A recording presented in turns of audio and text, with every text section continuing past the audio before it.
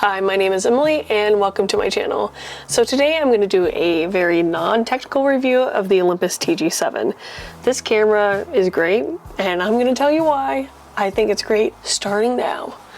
So I bought this camera in June of this year because I wanted an everyday carry camera that I didn't have to baby, that I didn't have to be super careful with, and I didn't have to worry about like somebody seeing it and being like, I'm gonna steal that.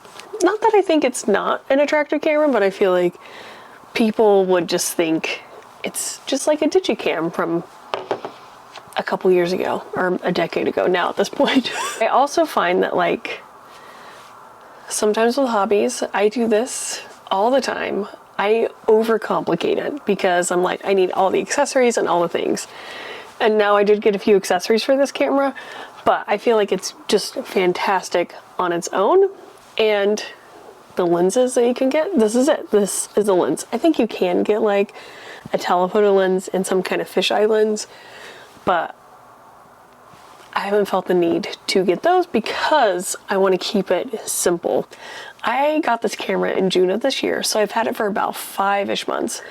I did have a bit of an experience getting it. FedEx did some weird kind of misdelivery, and when I reached out to B&H to get an affidavit to say that I didn't get it, that affidavit got delivered to my spam folder, and because of it, I didn't see it, and I kind of thought B&H was ghosting me a little bit, but when I finally figured out it was my spam folder, I was able to send it off. They shipped a replacement camera like that day or the next day. So they took care of it super fast. Now to be fair, this is a cheaper camera. So if you have more expensive gear that this happens is you might have to jump through more hoops than what I did. So what comes in the box when you purchase a camera is the camera and a charging cord, and I think a wrist strap. So it's a very minimal package. One thing that is kind of surprising to me that I didn't totally expect is like there's not a lens cover for the camera. So it's just this. I do wish it actually had like kind of a lens cap, just because if this gets scratched, then that's kind of it for the camera. It does come actually with like a red wrist strap, but I actually purchased this one from Rinky. Will it focus on it? Yeah. And I also got a matching neck strap because I wanted to be able to swap the pieces depending on what was going on for the day. I have a few different accessories for this camera, so we'll start with the non-Olympus branded accessories and move to the Olympus branded. So I purchased this hard storage case because I thought it would be good for when I am just going to be tossing the camera in a bag that I don't have a dedicated pocket for, to put the camera in. Overall, I like this case, but I do find that like by keeping your camera in a case, there's more friction against using it, which kind of defeats the purpose of having an everyday carry camera with you. So I would only use this if like you need to protect your camera because you're not using it for whatever reason.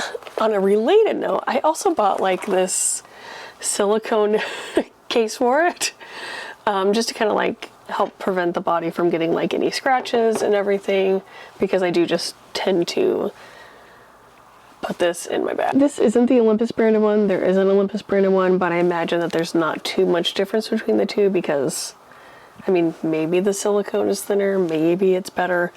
I don't know, but I kind of wanted to get the cheaper one to try it out. I do think that it makes the buttons a little bit harder to see and to use, especially like on this back panel.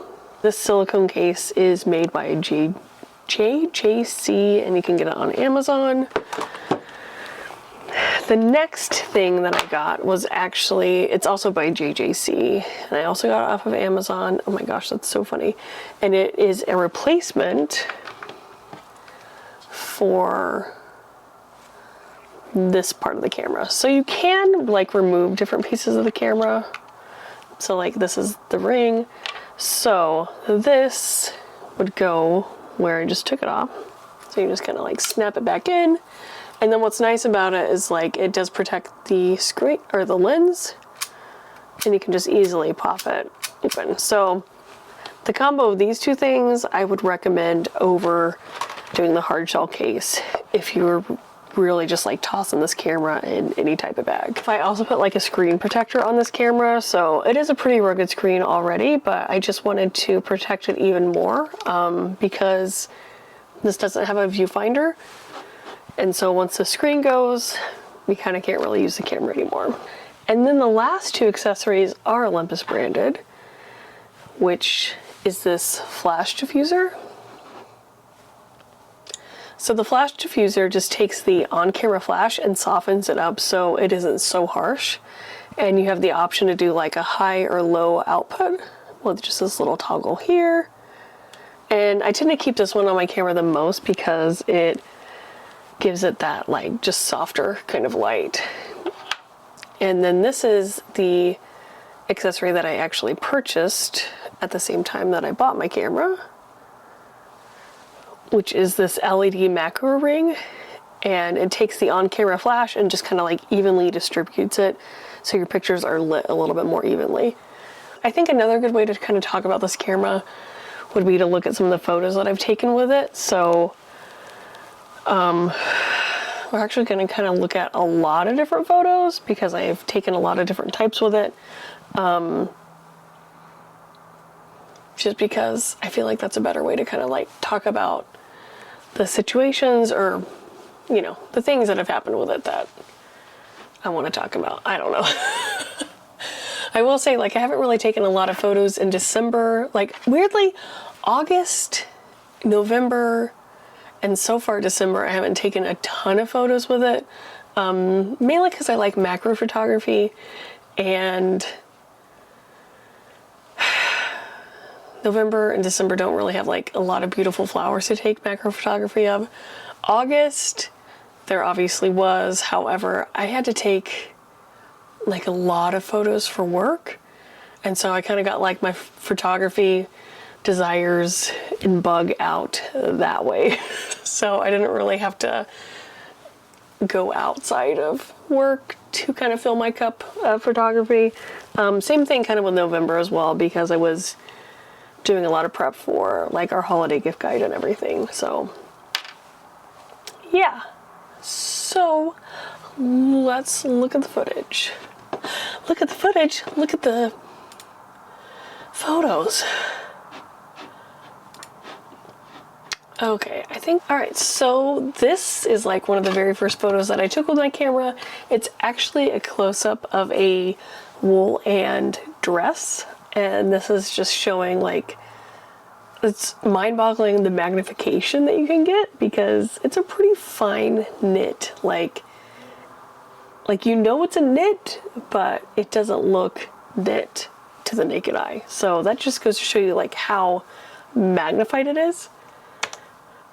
This next close-up is actually a necklace that I made. So yeah, like the magnification is wild, and it's just really cool to see like the detail of everything, and like just how cool does that look. It looks amazing to me.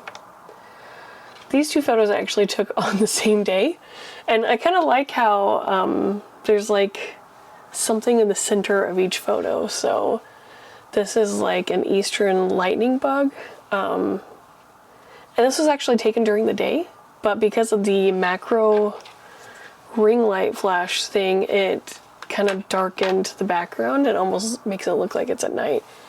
And then this is just like a photo taken during the day.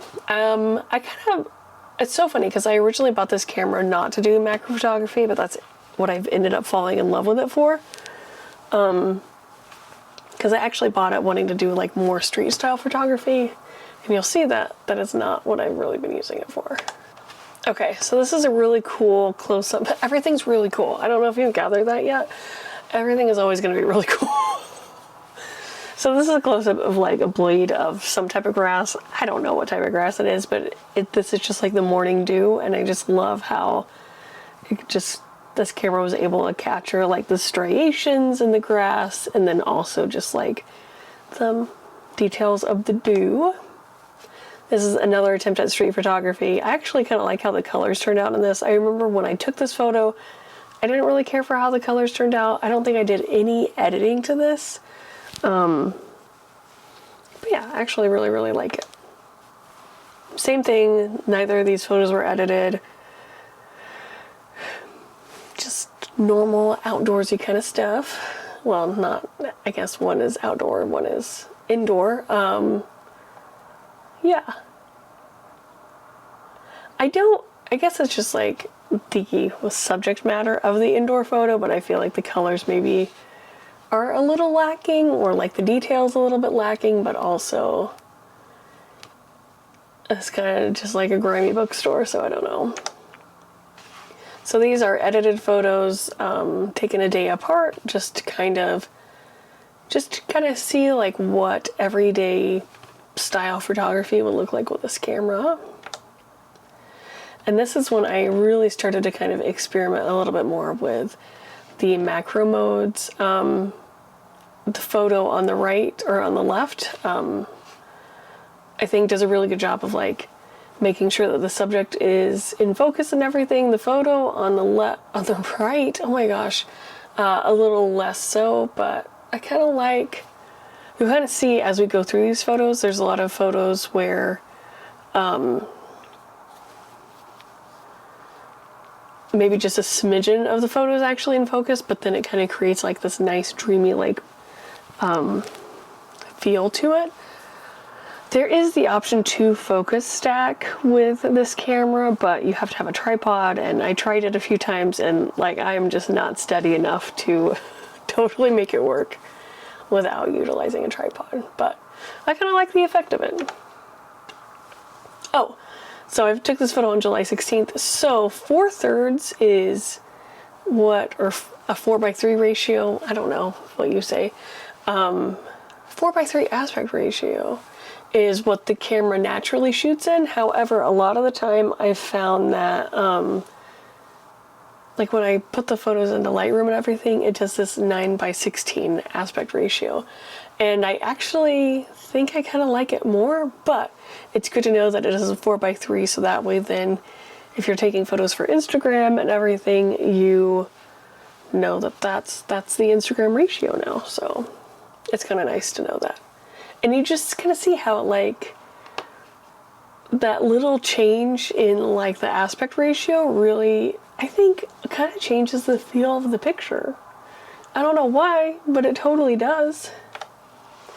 And same thing with this. I think these were both taken this was taken the day after the other one. And same kind of thing, like something about like that closer in crop of the 9:16 makes it feel a little bit more, I don't know, like interesting. I guess just interesting. And this is a hubbin, so you can see that clearly I went from July to September without really taking a ton of photos. Yeah, I don't know, I just saw this cute guy, so I took his photo. He's real cute. But yeah, this is non-edited. This is just like what the colors in camera look like, which I think are pretty good overall. This beautiful little bee. I love how you can see the details of the wing. And yeah, you can kind of see how it's starting to take, like the blurriness kind of adds like this dreamy like quality to it that I really, really like. How cool is this? So this is a close-up of an orb weaver spider. So yeah, I don't know, I just thought this was so cool to kind of see like the underside of a spider, because how often do you really see the underside of bugs? Not really too often. And not that a spider is a bug, it's an arachnid. I'm kind of scared of spiders, but I just thought this looked so cool. And another bee photo. The bee is really not in focus. I think I must have selected the wrong photo for this. But I just really kind of like, I love taking photos of bees. So what's kind of cool and kind of weird about this camera is like, obviously it doesn't have like a huge zoom lens on it. So to get these close-ups, you have to kind of be not afraid that you're going to get stung. So a lot of times, like, what you don't see is like my arm is sticking like through a plant, and there's a bunch of other bees like flying around too. So it's just kind of cool to, I don't know, feel not afraid of the bees and just kind of get in there with them, because they don't really care about me. They care about eating their stuff. I saw this ant and I just thought it was so cute, and I was like, I gotta take a picture of it. So I just love how the ant is just a little bit in focus here, and everything else around the ant is just a little bit fuzzy. And so this is some photos that I took at kind of dusk, maybe a little bit past dusk, just to kind of show you what it looks like at this time of day. I don't think these look like super great, but they do kind of get that kind of grainy film quality that might be desirable. Ooh, this is kind of fuzzy too, but again, kind of that fuzzy, grainy look that might be desirable to some people. This is a close-up of a grasshopper. How cool is that? I didn't realize how much of like a chevron pattern they have on their legs. I just don't remember that as a kid. I remember always seeing grasshoppers as a kid, but I clearly never paid that much attention to them. So with this camera, with this photo, I actually just had just this thing on it, so that's why these photos are kind of lit poorly because it was at dusk. And yeah, another outdoor kind of photo just to kind of see what it looks like and show what it looks like. Close-up of a ladybug, and similar thing, no flash, so kind of is what it is. This is a photo taken outside of a museum. Again, just kind of wanted to show what the camera looked like not using macro mode. I think it really shines with macro mode personally. I think that's what really separates it from other cameras. And again, this photo is like that light artifact that's in frame and everything was just what naturally happened. Like, I did not edit that in any way, shape, or form. Another bee. I just love how, like, now you can kind of see like some of the flowers are kind of curling up and dying off, and I kind of like how this is kind of late. Well, no, I guess it's not late fall, but like fall, as things start to sleep for winter. This photo is so dreamy to me. It just looks so magical. And this, again, is just like so cool. Like, I'm blown away that I captured that. Like, do I think it's the greatest photo in the world? No, but like, I also think like the colors are just really cool. Same thing with this one. Like, what? How cool is that? That this is a flower and we get to see it. This is a close-up of a leaf. I just loved that kind of mix of the red and the green. It's just super striking. And then this little plant that's going for a rest. This just looks so fall to me, and it's really pretty. This flower is actually super tiny. So it's probably like maybe about the size of my pinky, if even that, like my pinky nail. Like, it's teeny tiny. I love these little dried out looking flowers. I thought they were really cool. And this fern, oh, so luscious. A beautiful, luscious fern. But I just love how you can see the texture of the leaves and everything. And same with this too. It's almost kind of furry. It's really cool. These photos were actually taken on the same day, obviously, as you can tell by the date. And yeah, you can just kind of see, like, when it is overcast, I feel like there's not enough contrast for the camera to kind of capture enough of a contrast, I guess. I don't know. Like, I just feel like, yeah, I just kind of wish if the sky was a little bit more blue, this photo I think would look a little bit more interesting. And then again, I just like this photo for how the bee's wings look. And you can just see like all the cute little fuzziness of it. Like, I forget that bees are fuzzy. Some bees are fuzzy. And this photo is just of like some kind of like tall grass. This was like walking east towards the lake like at about like 7:15 in the morning. So just really cool. And look at this guy. Super, super, like, it just looks kind of hairy. Like, it's really cool. It looks hairy and wet. Like, it kind of looks very alien, but I love it. And this as well, it's just like a close-up of, like, it had just rained that day, so everything was still a little bit, like, wet.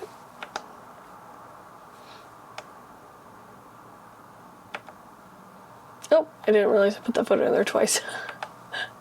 And then this is a close-up of some snowflake in my hair, actually. So I really wanted to get a close-up of some snowflakes, but when they were landing on my glove, they were just melting too fast. And so I was able to just catch one in my hair and then take the photo. Still not totally perfect, but it's just mind-boggling that snowflakes are actually snowflake-shaped. Like, what? I thought that was just like made up for Christmas. I don't think it was real. I know that's a very non-technical review of this camera and everything, but I really, really like using it. If you just, like, you can do something without having to know all the technical specifications of it. I mean, honestly, sometimes knowing less can make something way more enjoyable. And that's kind of my mindset with this camera, is like, there are limitations, there aren't a ton of accessories and lenses that you can put on it, and that just makes it kind of fun because it makes you more creative. There's plenty of other very technical reviews about this camera that you can go and watch, but I just wanted to share my experience with it. I look forward to using it more and more each and every day, and yeah. One thing that I do want to go over in another video, so you'll have to come back, is I actually have like this nature journal, and I've kind of just been like putting all my photos in it of all the different little things that I see and take pictures of. So yeah, that's also why I really enjoy using this camera. So anyway, that's kind of it. Thank you so much for watching. I know I'm kind of a boring YouTube channel. Thank you so much for watching. I appreciate everybody who watches my goofy, rambling videos. I know I'm not the most exciting person, but I really, truly appreciate you being here. All right, thanks, bye.